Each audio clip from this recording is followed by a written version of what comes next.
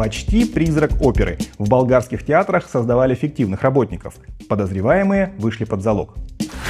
Болгарская покорительница ветра. Юная чемпионка мира живет на колесах и мечтает о взрослом золоте.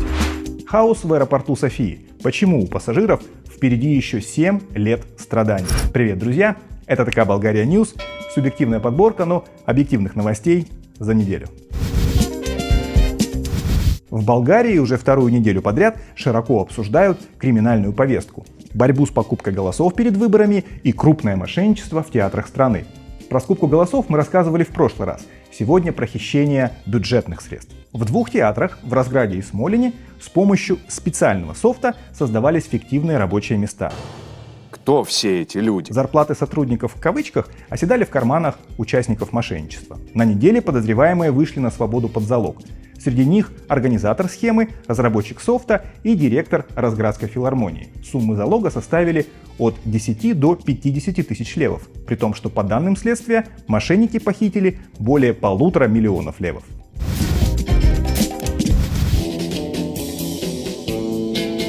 Четырнадцатилетняя Ая Касабова из Болгарии стала чемпионкой мира среди юниоров по кайтсерфингу. Для достижения такого успеха ее семья ведет кочевой образ жизни, переезжая из одной страны в другую, чтобы найти лучшие условия для тренировок. Мама и дочь живут в небольшом доме на колесах и за последний год побывали в Австралии, Франции, Италии, Испании, Греции, а впереди Бразилия. Хорошо бродить по свету. Упорные тренировки и необычный образ жизни помогают Ае добиваться результатов. После юниорского золота ее цель – завоевать чемпионский титул среди взрослых. Несмотря на переезды, Ая продолжает учебу. Делать это ей приходится в довольно неудобных обстоятельствах – в дороге, в машине, в самолете и даже на пляже. На этой неделе пассажиры аэропорта София столкнулись с длинными очередями в терминале 2, из-за чего некоторые потеряли от 3 до 4 часов, опоздали на свои рейсы и покупали билеты заново. Люди жалуются, что утром отправляется от 12 до 16 рейсов одновременно, что и приводит к хаосу. Приходится проходить 3 очереди. Сначала на регистрацию, затем на проверку билетов и, наконец, на контроль безопасности. Руководство аэропорта признает проблему и обещает улучшить ситуацию после открытия терминала 3. Но учитывая, что его строительство начнется только в 2026 году и займет около 5 лет, такие обещания звучат так себе. На данный момент лучший совет для пассажиров – приезжать в аэропорт как минимум за 4 часа до вылета. Болгарские рестораторы протестуют против предложения Еврокомиссии, которая хочет полностью запретить курение на открытых площадках, в том числе на террасах, кафе и ресторанов.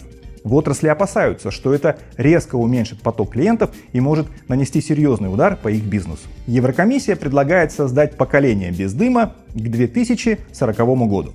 Запрет может затронуть не только сигареты, но и вейпы и устройства для нагрева табака. Рестораторы считают такие меры слишком жесткими, и их волнение объяснимо. По разным данным, в Болгарии курит до 40% взрослого населения.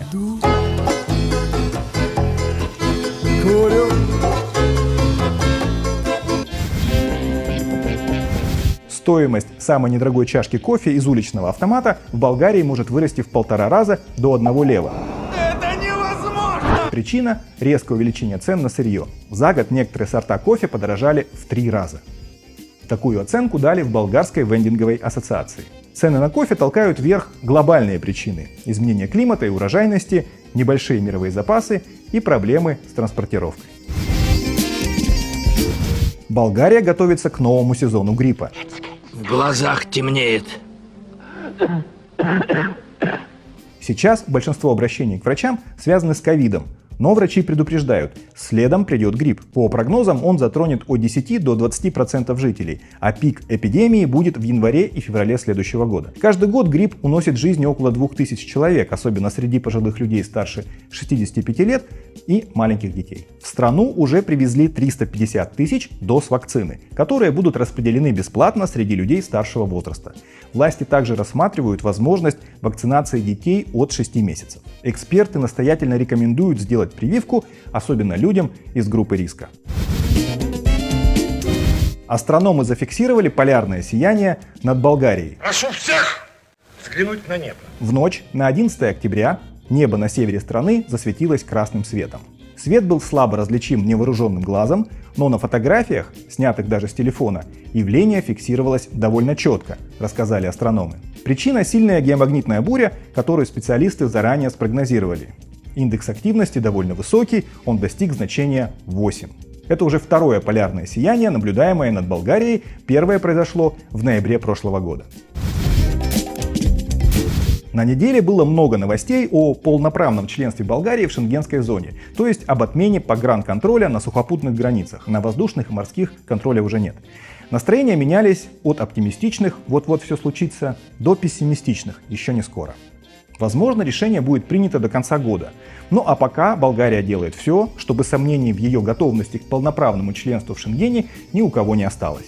Существенно усилен контроль ее внешних не евросоюзовских границ. Ужесточились визовая и миграционная политика. Кстати, о последнем. Визовая политика ужесточается, но неравномерно. Эльдар Заэров расскажет о том, почему пенсионерам проще получить визу D в консульстве Болгарии в Петербурге, а не в Москве, и почему все скоро может измениться.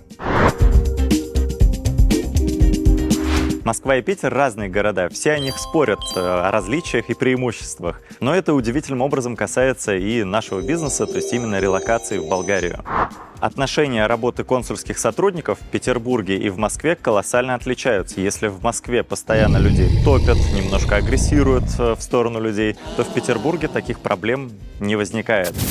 Особенно это видно в той категории людей, которые подают документы на визу D на основании обеспеченные пенсионеры. У пенсионеров нередко случается, что их размер пенсии ниже болгарского минимума. В этих ситуациях мы советуем нашим клиентам подкрепляться дополнительными документами о существующих пассивных доходах.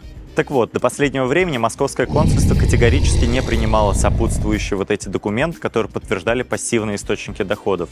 Мы всем рекомендовали обращаться в питерское консульство, там никаких проблем не возникало, люди успешно подавали всю пачку документов.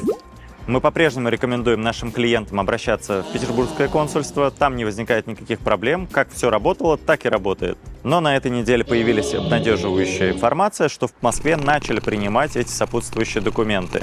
Но мы ждем, опять же, подтверждения этой информации, насколько это часто происходит и на регулярной ли это основе.